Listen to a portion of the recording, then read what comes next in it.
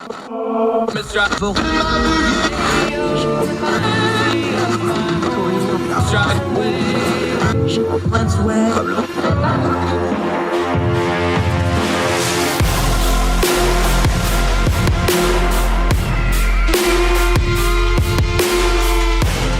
heard tell our favorite by popular demand, Michael Siegel's back, one of the smartest men in the galaxy. And if you're watching on YouTube, you can see the galaxy behind him, or as I've already been corrected, that's actually a cloud of some sort of another, isn't it? Yeah, what's behind me is the Large Magellanic Cloud. So our island of stars is called the Milky Way, and we have a bunch of little islands surrounding us. And this is one of the biggest of those little islands. Very young stars in it. And this is an image that's taken in the ultraviolet. So everything you see in there is a very young star emitting lots of ultraviolet radiation. And it's a false color image we made from the Swift telescope. Now, you mentioned islands there. What is it with, because this is your, bailiwick, why have we always used nautical and seafaring terms where it comes to space? I know we do it in science fiction because everything's, space and captains and whatever. Why do those terminologies work so good? You talk about islands. We talk about black holes. It's, similar to, maelstroms we find in nature. We talk about the galaxy in those old-fashioned nautical terms. Why do you think that is? What's the genesis of that, where that came from? Was it just the closest thing we could think of, or what do you think? I think so. The ocean for many centuries was this vast unknown, where, people were few and far between, and you could go off and never return. And we, covered much of the globe. And I think space maybe has that sort of connotation of these distant things far away and little islands of civilization within it. I think that's probably a big reason why the metaphor occurred to people. And I have on occasion when putting together maps of things for astronomy where we don't know something or where there's something the telescope can't point at, been known to write, "Here be dragons" on the star maps. Apropos, I suppose. Well, we've never proven that there aren't space dragons, so we have to leave the door open, I suppose. Let's get back terrestrial for real quick. Let's go back in the Wayback Machine. As we are wont to do at ordinary-times.com, we have these from time to time symposiums, which reminds me we're probably due for one. We did a board game symposium, and you brought up a particular board game, and I've gotten to rereading that the last day or two, and I think there's something really interesting to talk about in here. But you, master of the universe, knower of knowledge, dweller of the groves of academe, explain to us the complexities of Hungry, Hungry Hippo. The reason I picked Hungry, Hungry Hippos is it just jumped out at me as, and it's become sort of almost a metaphor for kind of mindless simplicity, that during political debates, they'll say, "Oh, I think this party is playing three-dimensional chess. They're trying to outwit us." And someone else will say, "No, it's more like Hungry, Hungry Hippos. There's not that much planning to it." And, but it's this sort of simple thing. And I think sometimes something simple and not too complex can be appealing. One of the things that is very true about the age we live in, we're surrounded by scientific concepts, especially now with the pandemic going on. We have this constant scream for our attention from social media and from TV, and fear of missing out is a big thing where people are afraid, "Oh, I didn't see the latest thing that everyone's talking about on Netflix and so forth. I got to watch that." And life has just gotten incredibly complex. And I think sometimes having something simple that you can just mindlessly enjoy is appealing. And I'm sure somewhere on the internet, there's someone who has some complex game theory about the exact right launch angle to use for the green hippo to get the most marbles or something. But yeah, I just been playing it with my 7-year-old right before I wrote that. And I was like, I should write about this, about how, this is just so much fun to just do something this simple. You actually took it to tie it into your love of sci-fi. You started that piece out talking about Star Trek and an episode called Shore Leave, and basically the entire planet is a giant amusement park, and hilarity ensues because things are not as they seem. We won't ruin it for people that have not yet seen a 60-year-old sci-fi episode. Nevertheless, the line in there kind of dovetails to where we want to go with this, where Captain Kirk comes out by the way, played by astronaut William Shatner. We'll get into that later. Kirk says, quote, the more complex the mind, the greater the need for simplicity of play. I think there's something pretty profound here with what you just said is the more complicated things get and we have more information and more technology and more social media and more everything. I think people just retreat to let me bang this thing as hard as I can for 30 seconds and see if I can win something because I don't know what else to do.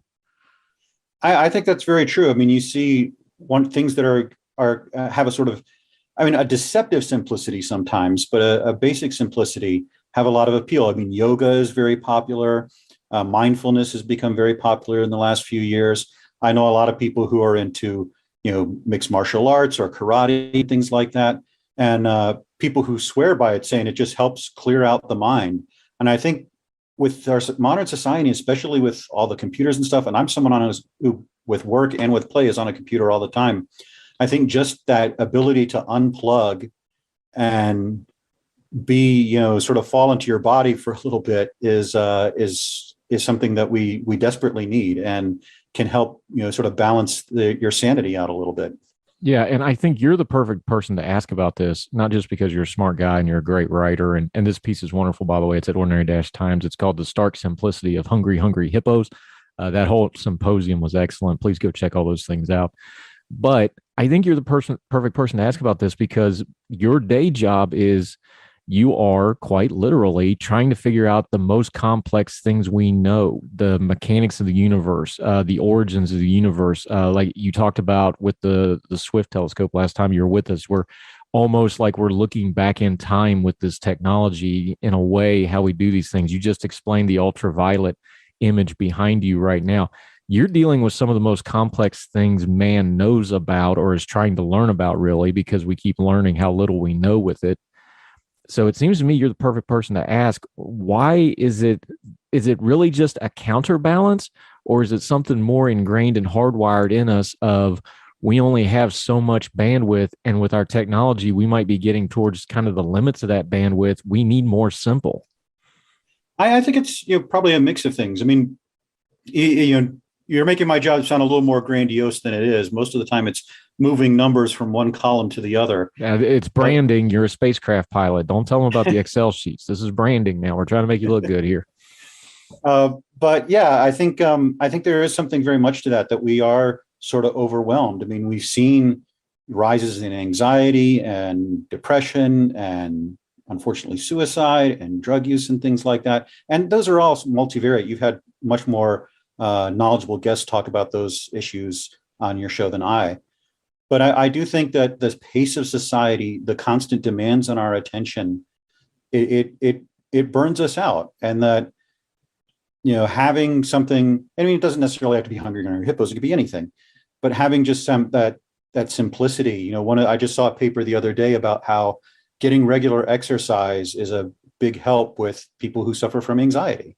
And I'm one of those. And I've been talking to other people about that who are like, yeah, just going for a run can really help reduce the stress levels. And so I think that, that ability to unplug and do something that's relatively simple, at least by appearances, is a big part of having a balanced life. And I hate to sound like a new age, I should be having a, Netflix show where I, tell people to unclutter their houses or something like that. But I do think there is something to that we are getting sort of overwhelmed with the demands on our attention. And I was thinking about this too, is I know when I think about it, look at all the data we got on how many health problems are just caused by lack of sleep that we're finding out, that they found out that sleep deprivation is like being under the influence. And they've got all this data now. It's something as simple as not sleeping well. I'm one of them. I sleep horrible. I have medications to get me to sleep. I got medications to wake me back up. I have horrible sleep for a lot of reasons I'm not going to get into here. They found out that just something as simple as sleep can really completely jack your system up as bad as a disease or a drug or alcohol or anything else. Do we get to where we just look at the stars so much and we look at our technology so much and we're busy with that rat race that it's almost like we deprogram our body to work? And I don't want to get metaphysical either, because I'm not, super big into yoga and stuff. I do think there's something to this that we just kind of deprogram our body from the way it's supposed to work, especially the way our mind's supposed to work. I think so. And I mean, with sleep, with the lack of sleep, I think that also plugs into being overwhelmed. That the most common reason I think people don't get enough sleep is they feel there's not enough hours in the day. So they stay up late, they doing extra work or doing the things they put off during the day, cleaning the house, whatever. And then they just don't have enough time to sleep. Then of course you got to wake up and get the kids to school and get yourself to work and so forth. So I do think that's definitely part of it. We're talking And to Michael Siegel. Sleep medicine is a rising discipline now of trying to help people get more sleep and better sleep and have better approaches to how to sleep. And I think that's a good thing, the big thing you focused on. I think that's a very good point. Yeah, if you've ever had a sleep study, it is amazing how much your brain does crap while you're asleep, and you get to see the data. Like when you hit REM sleep, and that thing just goes nuts. It's like whoa! So it's an interesting experience. You can find those videos on YouTube. Go look them up. We're talking to Michael Siegel, our scientist friend, bon vivant, raiser of children, player of Hungry Hungry Hippos. But we're going to get into his wheelhouse a little bit when we come back from break. We're going to talk a little bit of space travel. Some interesting stuff, a new twist on billionaires in space. We'll get into that right after this on Heard Tell.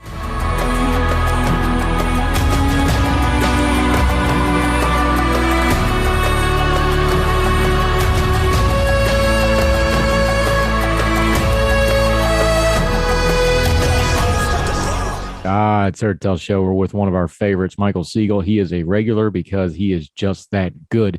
He gives good content. And we enjoy him greatly for it. We've talked billionaires in space with you before. I actually got to, because I had COVID and couldn't talk for a couple of days. I sat down and actually watched the Shatner in Space Amazon special, and there was a couple really interesting little bits in there that I think proved out some things you said about billionaires in space before, and I wanted to get your thoughts on them. One is Bezos was talking about him and the other billionaires, Branson, Elon Musk, obviously, kind of the billionaire space race, quote unquote. And he had an interesting comparison to it. And I wanted to get your thoughts on it because you've worked on spacecraft, you're on a mission.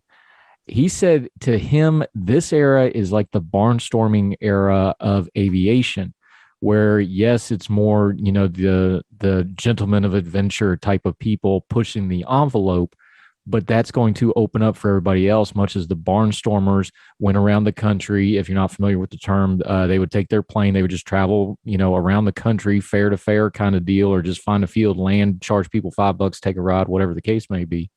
And that's how aviation got popular.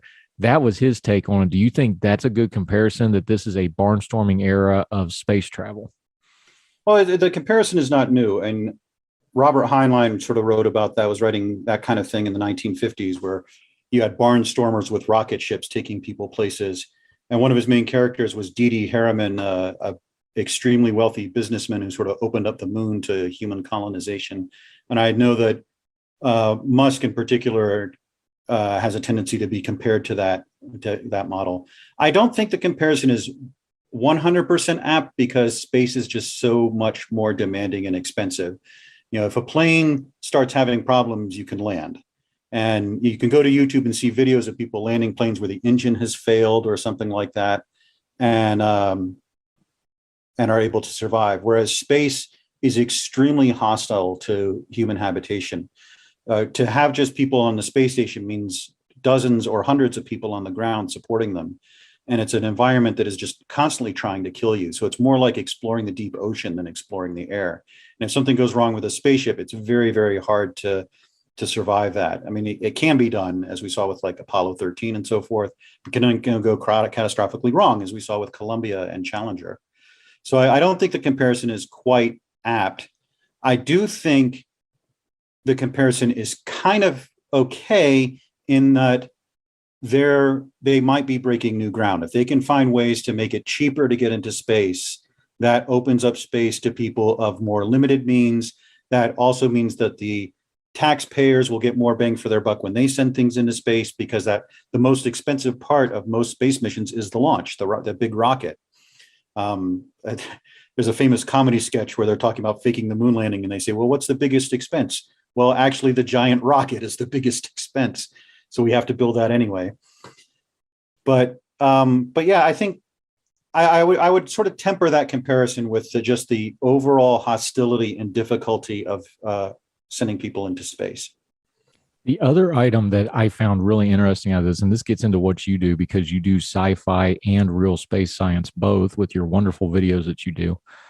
I didn't know this, but Jeff Bezos, who obviously because he's so rich, he can do whatever he wants. He's almost became a caricature of himself in a lot of ways, like people of that ilk tend to do. But I thought this humanized him a little bit. He talked about one of the real turning points for him with loving space was somebody, and I forget the individual's name, had donated their science fiction collection to the local library.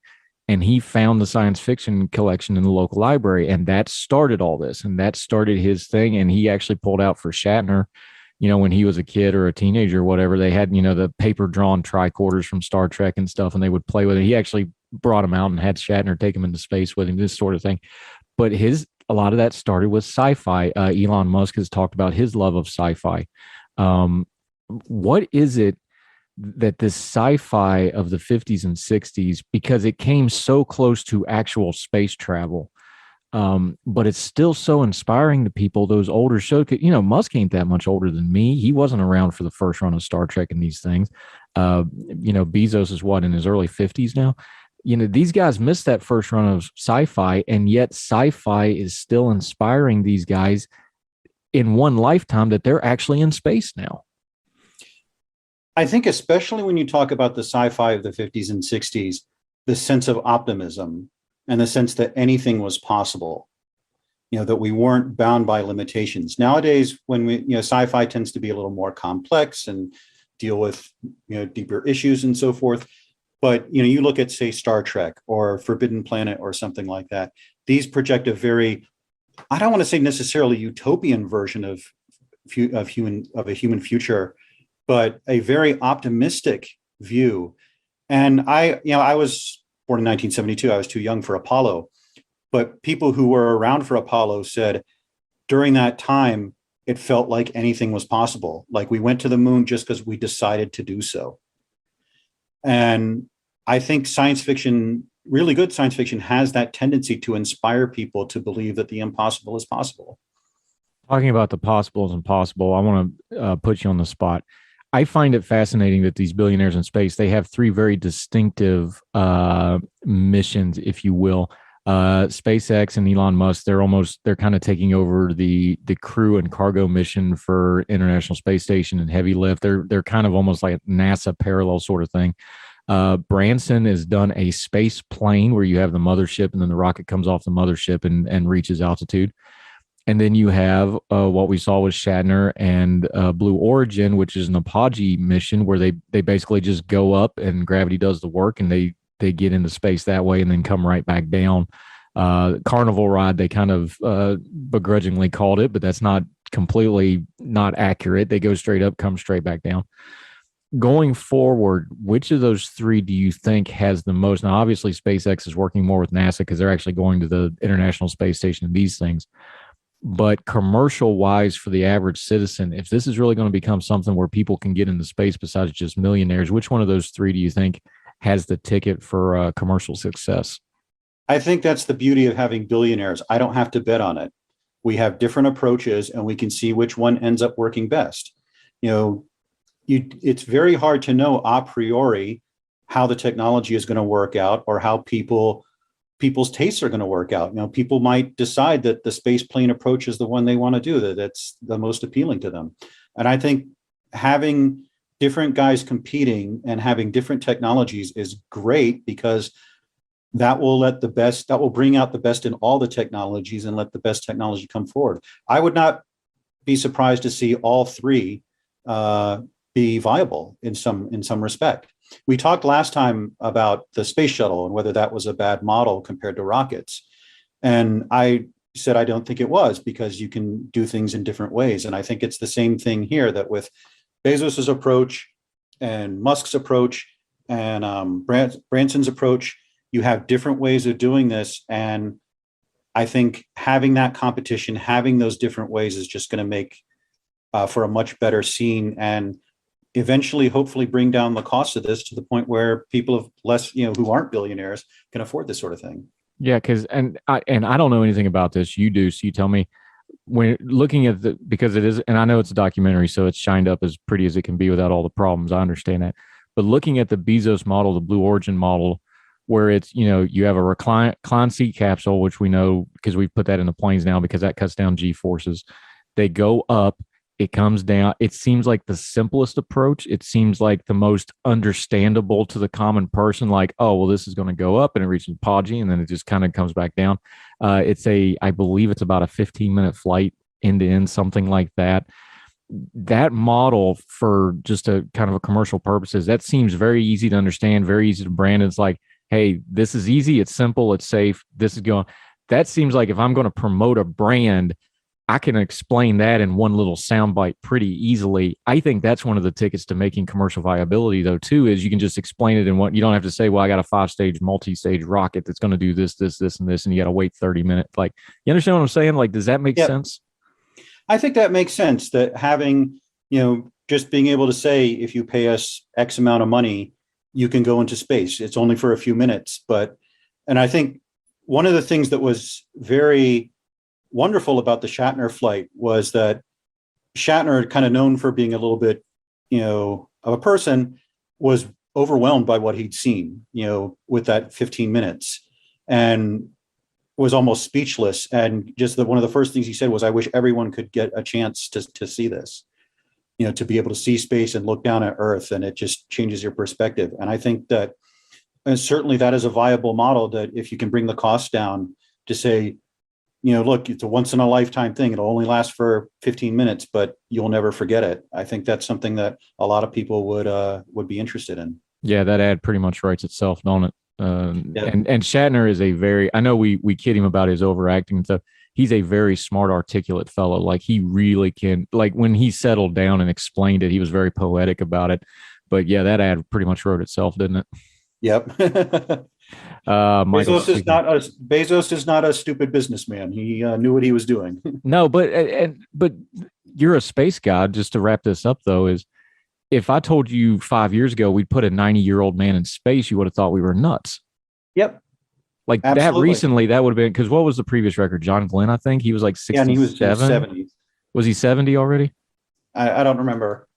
But John Glenn was the oldest before that, I believe. I think I got that right. The Russians or somebody might have got somebody else up. But if I just told you even a few years ago, we're going to put a 90-year-old celebrity in space, you would have thought I'd lost my mind. Yeah. Now it's happened, and it wasn't a big deal, is what really kind of blows my mind. Yeah, it was something that we should just sort of all watched and enjoyed. Yeah, it's like, vicariously. It's like, wait a minute, we put an actor in space. Like, this is a big deal. Amazing. Yeah, and I think for a lot of of Bezos's generation, a lot of people who are inspired by science fiction, having a member of the original crew of the Enterprise in space meant something.